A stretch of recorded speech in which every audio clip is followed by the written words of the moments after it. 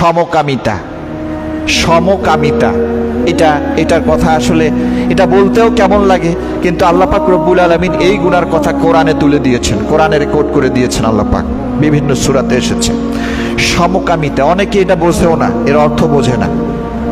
এটাকে আপনার হোমোসেক্সুয়ালিটি ইংলিশে বলা হয়। সমকামিতা অর্থাৎ সমপ্রেম।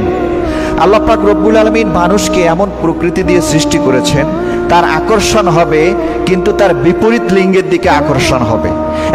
একটা পুরুষ একটা নারীর দিকে আকর্ষণ হওয়া, এটা আল্লাহর প্রকৃতি, আল্লাহ এভাবে সৃষ্টি করে দিয়েছেন। একটা নারী একটা পুরুষের দিকে আকৃষ্ট হতে পারে, এইটা প্রকৃতি, নারী পুরুষের এই প্রকৃতিতে আল্লাহ পাক সৃষ্টি করেছেন।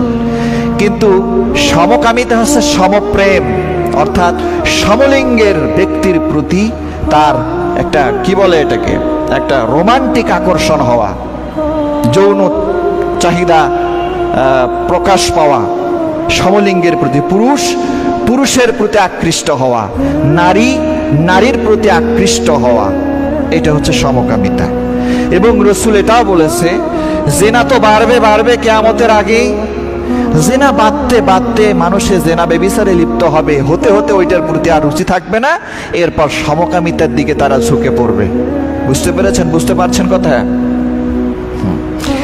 এই লেওয়াতেত, এটাকে আরবি ইংলিশেতে হোমোসেক্সুয়ালিটি বলে, কোরআন হাদিসের পরিবেশে এটাকে লেওয়াতেত বলে। লেওয়াতেত লূত আলাইহিস সালামকে আল্লাহ পাক রব্বুল আলামিন যে কওমে পাঠিয়েছিলেন, সেই কওম এই পাপে লিপ্ত ছিল।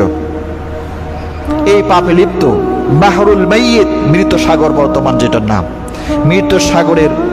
মৃত সাগরের উপকূলে বসবাস করত এই পাপিষ্ঠ জাতি।